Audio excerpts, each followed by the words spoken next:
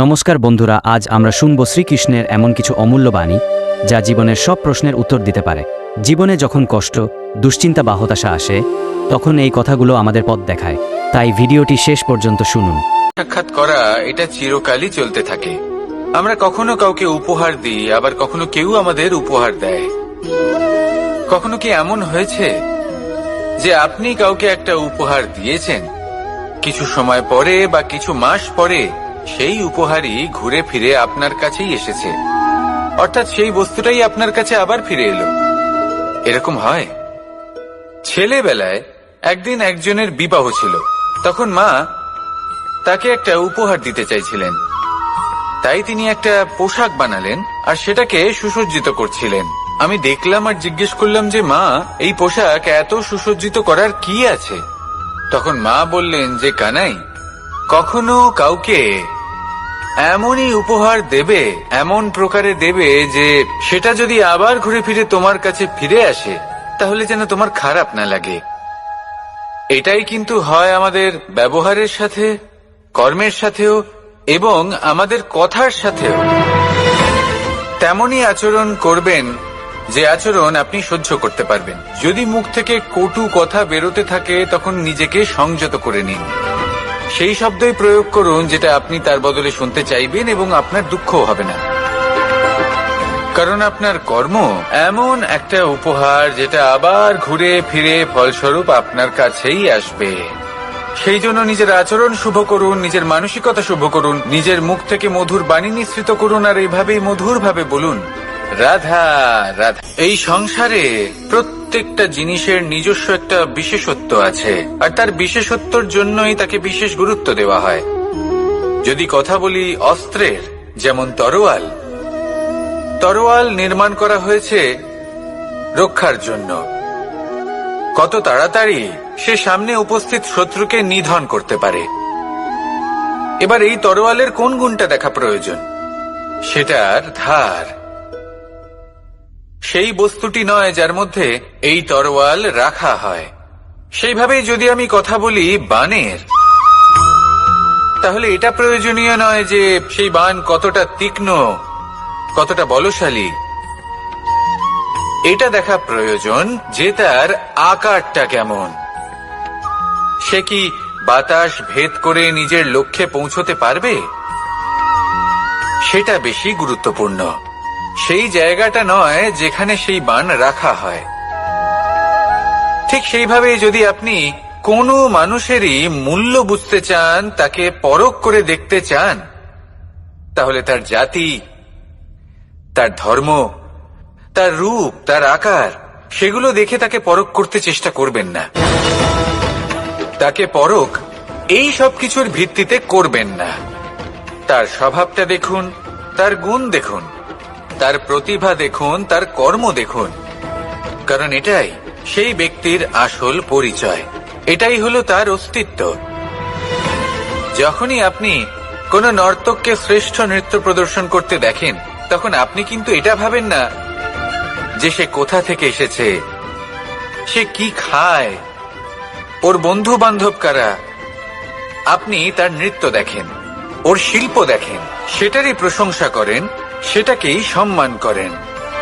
সেইভাবে এই সংসারে সকলকে সম্মান করুন। আর এই সম্মানের আধার হওয়া উচিত তার গুণ, তার স্বভাব, তার কর্ম, তার রূপ আর তার বেশভূষা নয়। আসুন আমার সাথে ভালোবেসে বলুন, রাধা রাধা। এই সংসার বলে যে কৃষ্ণ হলো মহাযোগী। কেউ বলে যে কৃষ্ণ হলো সাংখ্য যোগের প্রবর্তক, কেউ বলে ভক্তি যোগের, কেউ বলে জ্ঞান যোগের, কেউ কেউ এটা মনে করেন যে অষ্টাঙ্গ যোগের প্রভু হলাম আমি। কিন্তু এই যোগ আসলে কি? যোগ বিষয়টাকে বোঝা খুব একটা কঠিন নয়, কিন্তু সেই যোগকে নিজের যাপনের অংশ করে তোলা হলো অত্যন্ত কঠিন, আর তার জন্য প্রয়োজন অভ্যাস। যোগ শব্দটার অর্থ হলো যুক্ত করা, আর এটা আমি ছোটবেলায় শিখেছিলাম। যখন আমার মাখন খেতে ইচ্ছে করত আর মা মাখনের সেই হাঁড়িটা ওপরে টাঙিয়ে রাখতেন, তখন আমরা ভাবতাম যে অত দূরে পৌঁছবো কি করে। তখন আমরা যোগের বিষয়ে জানতে পারলাম, আর তখন জানতে পারলাম যে সবথেকে গুরুত্বপূর্ণ যোগ আসলে কি। সহযোগিতা, সাহায্য। আমরা সব সখারা একসাথে জড়ো হতাম, একে অপরের পিঠের ওপর উঠে দাঁড়াতাম, আর তারপর আমরা ওই মাখনের হাঁড়ির কাছে পৌঁছতে পারতাম, আর তারপর আমরা সবাই মিলে সেই মাখন ভাগ করে খেতাম। সহযোগিতা, এটা অত্যন্ত গুরুত্বপূর্ণ। পাণ্ডবরাও মহাভারতে এটাই করেছিলেন। ওনাদের সাথেও কেউ ছিল না, একে অপরকে সাহায্য করে ওনারা অনেক বীরদের একত্রিত করেছিলেন। তারপর অবশেষে মহাভারতের এই মহাযুদ্ধে ওনারা জয়লাভ করেছিলেন। রামায়ণে রাম এবং লক্ষ্মণের সাথে কেউ ছিল না। সহযোগিতার মাধ্যমে ওনারা ভাল্লুক আর বানর সেনাকে একত্রিত করেছিলেন, আর এই সংসারের সব থেকে প্রবল রাক্ষস রাবণকে বধ করেছিলেন। মনে রাখবেন, একসাথে মিলে যদি আপনারা কর্ম করতে শেখেন, তাহলে এই সংসারে এমন কিছুই নেই যেটা আপনি অর্জন করতে পারবেন না।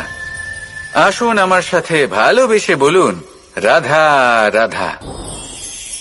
মানুষ যখনই কোনো পর্বতারোহণ করতে শুরু করে, তখন সে বারবার পড়ে যায়, বারবার উঠে দাঁড়ায়, সামনে এগোতে চেষ্টা করে, কিন্তু যদি সে দৃঢ় নিশ্চয় করে থাকে, তাহলে সে অবশেষে সেই পর্বতের শিখরে পৌঁছেই যায়।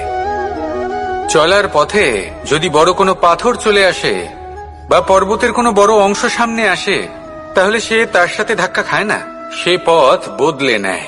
কিন্তু বাধা তাকে সবসময় পেতেই হয়, আর সেই বাধা সে পায় ছোট ছোট পাথরের দ্বারা। তাদের উপর পা পড়লে তার পা পিছলে যায় আর সে পড়ে যায়। এই ছোট ছোট পাথর হলো আমাদের জীবনের সেই ছোট ছোট সমস্যা, সেই ছোট ছোট ভুলগুলো যেগুলো আমরা অবজ্ঞা করতে থাকি।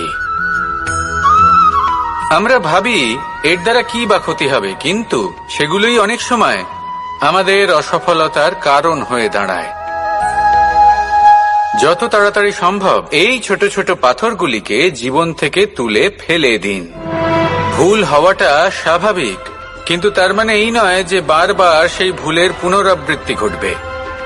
ভুলটা বুঝুন, সেটা স্বীকার করুন, আর সেটা শুধরে নিন। যখন আপনি এটা করতে শিখবেন, তখনই খুব তাড়াতাড়ি আপনি সেই শিখরে পৌঁছতে পারবেন। আর যখন পৌঁছে যাবেন, তখন এই মন প্রসন্ন হয়ে বলবে, রাধা রাধা। সূর্য এই সংসারকে আলো প্রদান করে। সূর্যের মনে যদি নিজের তেজের জন্য অহংকার জন্ম নেয়, তখন তার অহংকার ভঙ্গ করে মেঘ। সূর্যের আলো পূর্ণরূপে ঢেকে দেয়। মেঘের মনে যদি নিজের গতি নিয়ে অহংবোধ জন্ম নেয়, তাহলে মেঘের অহংকার ভঙ্গ করে পর্বত। মেঘের গতি অবরুদ্ধ করে দেয়। এবার যদি পর্বত নিজের নিশ্চলতা নিয়ে অহংকার করে, তাহলে সেই অহংবোধ ভঙ্গ করে একটি মূষক। সেই বিশাল পর্বতে একটি ছিদ্র করে দেয়। এবার যদি মূষকের নিজের মনে অহংবোধ জন্ম নেয়, তাহলে জল তার অভিমান ভঙ্গ করে, সেই ছিদ্র দিয়ে প্রবেশ করে। আর যদি জলের মনে অহংবোধ জন্ম নেয়, তখন মানুষ বাঁধ নির্মাণ করে তার গতিপথ রুদ্ধ করে, জলের অহংকার ভঙ্গ করে। আর যদি মানুষের মনে অহংকার জন্ম নেয়, তখন সূর্য নিজের তাপ দ্বারা মানুষের অহংকার ভঙ্গ করে। এই সংসারে অহংকার প্রদর্শন করার কোনো প্রয়োজন নেই। আমাদের সবার মধ্যেই কিছু বিশেষ গুণ আছে, আর সবার মধ্যে কোনো না কোনো দোষও আছে। এই প্রকৃতি আমাদের কি শিক্ষা দেয়? কেউ একে অপরের সাথে লড়াই করে না, একে অপরের জন্য বাধা সৃষ্টি করে না, শুধু নিজের কর্ম করে। সূর্য নিজের প্রকাশ দ্বারা বনস্পতি এবং গাছপালাকে জন্ম দেয়। মেঘ বর্ষা সৃষ্টি করে লুপ্ত হয়ে যায়, আবার নির্মিত হয়। পর্বতের সেই নিশ্চলতা সেই বর্ষাকে একটা দিশা প্রদান করে, আর তারপরে তা ধারা হয়ে প্রবাহিত হয়ে যায়। এইসব কি? এইসব একটা সম্পর্ক, একটা চক্রের মতো। সবাই একসাথে নিজের কর্ম করে, তাই এই চক্র আবর্তিত হয়। এটা আমাদেরও করতে হবে, একসাথে মিলে কাজ করতে হবে। কারোর জন্য বাধা হয়ে উঠলে হবে না, কাউকে ছোট মনে করলে হবে না। এটাই করতে থাকুন, সবাই মিলেমিশে কর্ম করুন। প্রকৃতি আমাদের এই শিক্ষাই দেয়। আসুন আমার সাথে ভালোবেসে বলুন, রাধা রাধা। আপনি কখনো পলাশ ফুল দেখেছেন? কি সুন্দর দেখতে, লাল রক্তবর্ণ, উজ্জ্বল। কিন্তু এতে কোনো সুগন্ধ নেই। সেই জন্য ওকে শুধু চোখ ভরে দেখতে ইচ্ছে করে। দেখবেন তাকে কিন্তু পুজোতে ব্যবহার করা হয় না, এই ফুল দিয়ে মালা বানানো হয় না। সেরকমই আমাদের জীবনে এমন অনেক ব্যক্তি রয়েছেন যাদেরকে সম্মান অর্জন করতে হয়। যদি আপনি কোনো উচ্চ বংশে জন্ম নিয়ে থাকেন এবং আপনার কাছে সবকিছু থাকে, ধন ঐশ্বর্য থাকে, সবকিছু আপনি আগে থেকেই পেয়ে গেছেন, তাও কিন্তু এই সংসার আপনাকে সম্মান দেবে না। ততক্ষণ পর্যন্ত দেবে না যতক্ষণ না আপনি নিজের অন্তরে গুণ জাগ্রত করছেন, শ্রেষ্ঠ কর্ম করছেন, নিজের অন্তরে ইতিবাচক মনোভাবের এই সুবাস জাগ্রত করছেন। যদি এসব কিছু করেন তাহলেই এই সংসার আপনাকে সম্মান দেবে। এবার এটা আপনার উপরে নির্ভরশীল যে আপনি কি পলাশ ফুলের মতো হতে চান, নাকি অন্য কোনো ফুল হয়ে উঠতে চান যার সুবাস আছে, যে নিজের সুবাস এই সারা পৃথিবীতে ছড়িয়ে দেয়। আসুন আমার সাথে ভালোবেসে বলুন, রাধা রাধা।